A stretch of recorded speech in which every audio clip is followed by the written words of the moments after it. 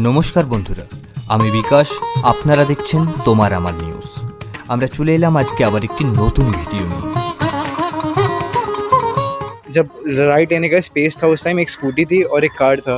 उसके बाद जैसे ही हम लोग अंदर घुसे तो कार छू गई और एयरबैग खुल गया। जैसे ही एयरबैग खुला कुछ आगे का दिखा नहीं और गाड़ी अपने आप ही डिरेल हो गई।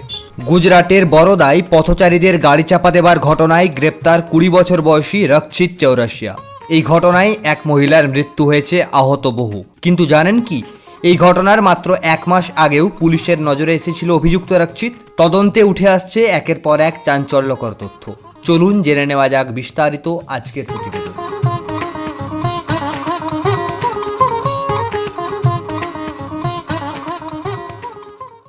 জানা যাচ্ছে গত মাসেই ফতেহগঞ্জের এক আবাসনে পার্টি করার নামে শোরগোল করেছিল রক্ষিত ও তার বন্ধুরা।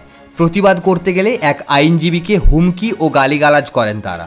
বাধ্য হয়ে পুলিশ ডাকেন ওই আইনজীবী।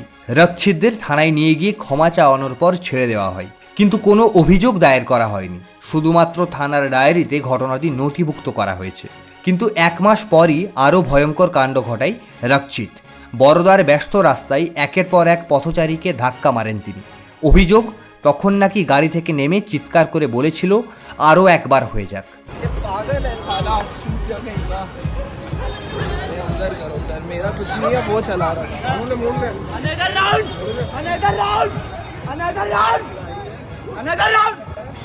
তবে ধরা পড়ার পর রক্ষিত দাবি করে সে মাদপ্য অবস্থায় ছিল না। नहीं, कुछ नहीं पिया था मैंने। চালকের আসনের এয়ারব্যাগ খুলে যাওয়ায় সে কিছু দেখতে পাচ্ছিল না। और एयरबैग खुल गया। जैसे ही एयरबैग खुला कुछ आगे का दिखा नहीं और गाड़ी अपने आप ही डिरेल हो गई। তার আরও দাবি, গাড়ির চাকা গর্তে পড়ে যাওয়ায় সে নিয়ন্ত্রণ হারায়।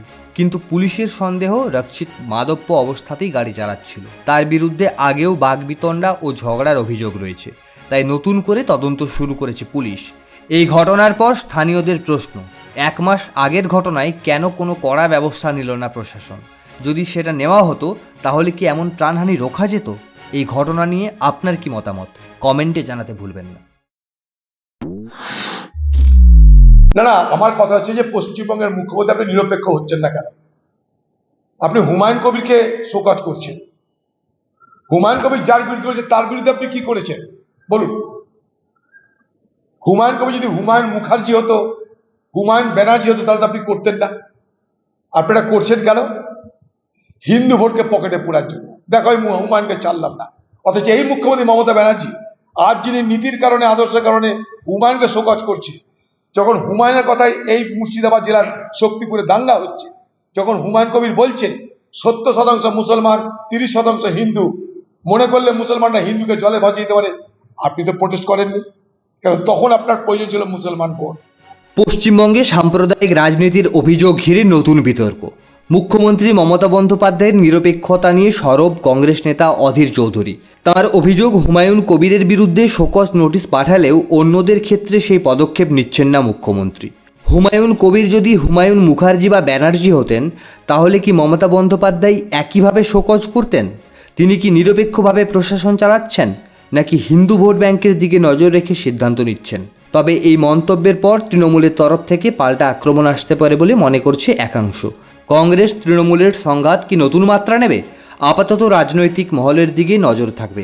আপনার কি মনে হয় কমেন্টে জানাতে ভুলবেন না। তার কথাতে কাজে হবে, কাজও হয়েছে। কই হুমায়ুন কবিরকে তারপরে, তার আগে, তার মাঝে কখনো কি পার্টি শোকজ করেছিল? আমরা আগামীকাল আসছি আবার একটি নতুন ভিডিও নিয়ে। ততক্ষণ পর্যন্ত ভালো থাকুন, সুস্থ থাকুন।